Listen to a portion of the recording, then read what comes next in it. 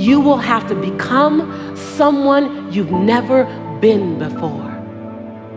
You want to go somewhere you've never gone? You got to do something you've never done. You got to say something you've never said.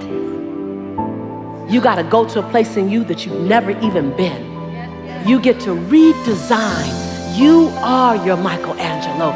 You are your greatest sculpture. And you get to recarve and you get to up-level as much as you need. You're not sentenced to this life this way. You chose it. You get to choose as much as you want. You get to design it any way you choose. You're not sentenced to your future. You have an opportunity to your future. What do you want and how do you want it? And if it doesn't make you a little afraid, then you ain't playing big enough. Your knees are supposed to knock a little bit. Your teeth are supposed to chatter a little bit. There's supposed to be at least 2 butterflies in your stomach. At least. Because if not, you're playing inside your comfort zone. And we mistake the fact that we're supposed to be comfortable 24/7. Well, let me tell you something. Comfortable is equivalent to complacent. I'll choose inconvenience every day, any day, to make a difference on the planet. I don't mind being mildly to moderately to significantly inconvenienced to leave my fingerprint on this planet. So I just came to talk to the game changers and to the change agents who are willing to confront any part of you that's not speaking to your madly, wildly amazing future.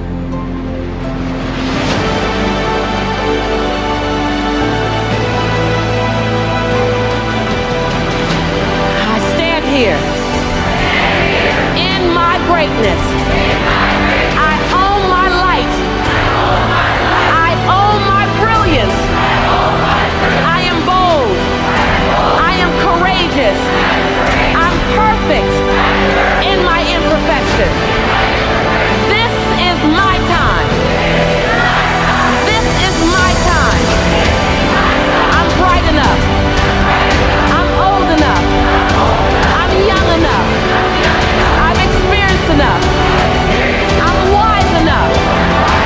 I understand that I am enough.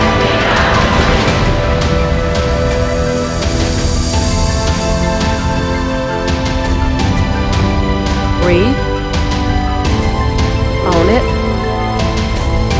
Own it.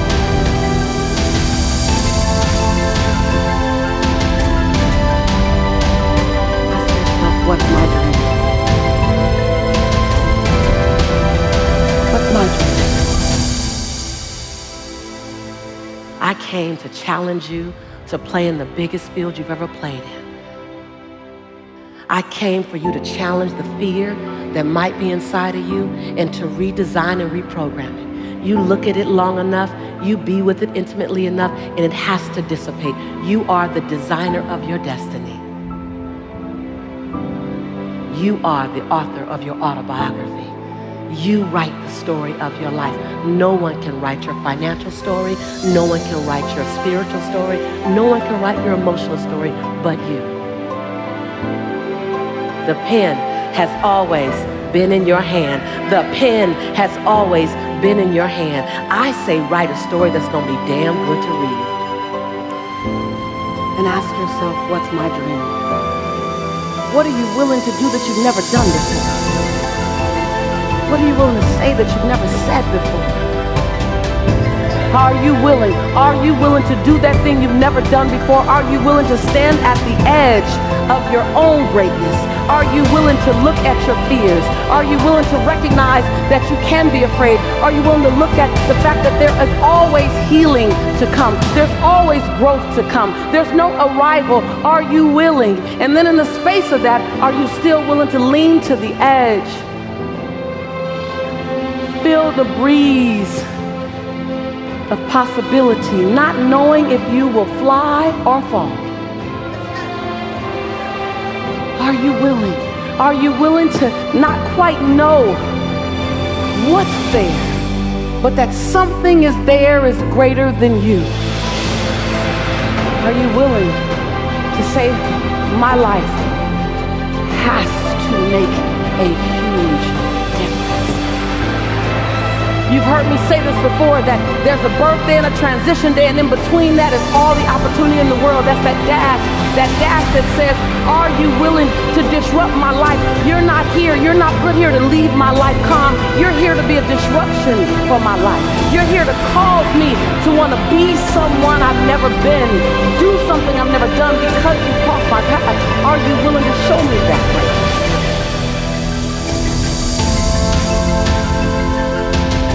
It's going to cost you more time than you thought you'd have. It's going to cost you way more money than you thought you would invest. It's going to cost you some friends who couldn't make the entire journey with you. It's going to cost you that sense of, oh my God, I got to leave. I got to die to the old me to allow the new me to be born to my future. It's going to cost you something. This is the year for reset. This is the year for restart. This is the year for reignite. This is the year for repeat the things that you love. This is the year for recommit. This is the year for redesign. This is the year for re-engage. This is the year for restart. This is that year. I stopped by to ignite your fire. I stopped by to have you confront fear. I stopped by to have you look at what it's cost you and to make a bold declaration. The next time it rises up, you rise up a little bit higher than it. I stopped by for you to no longer make fear your enemy. Make fear your fuel. I stopped by to redefine fear. To redefine it. Because fear is an emotion like any other emotion. Fear is an emotion like love, like compassion. Fear is an emotion, we just gave it more power. We just gave it more power. Compassion, oh, that's nice. Fear, ooh. We gave it a meaning. And some of you know you've heard this before, that fear is false evidence appearing real. Now it's time to literally biohack the impact that fear has had. That fear no longer becomes your fortress. Fear becomes your fuel. Fear is that thing that pushes you forward. Fear is the thing that reminds you, oh, I need to go get more information. Oh, fear will keep you up at night studying. Fear will take you to a coach or a mentor. Fear will cause you to eat a slice of humble pie. Repeat after me. I am ready for my next best season. Because I know that I am the author of my autobiography. I am the designer of my own destiny. I am writing my life story. And I'm writing a life story that I'm going to love reading. And others will be inspired by. On one page, they'll read my fear. And on the next page, they'll know I did it anyway.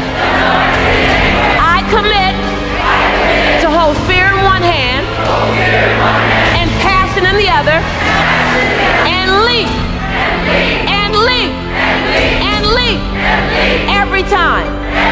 Every time. I ask that each of you hold me accountable to my contribution on this planet. Turn to someone and say, don't let me off the hook.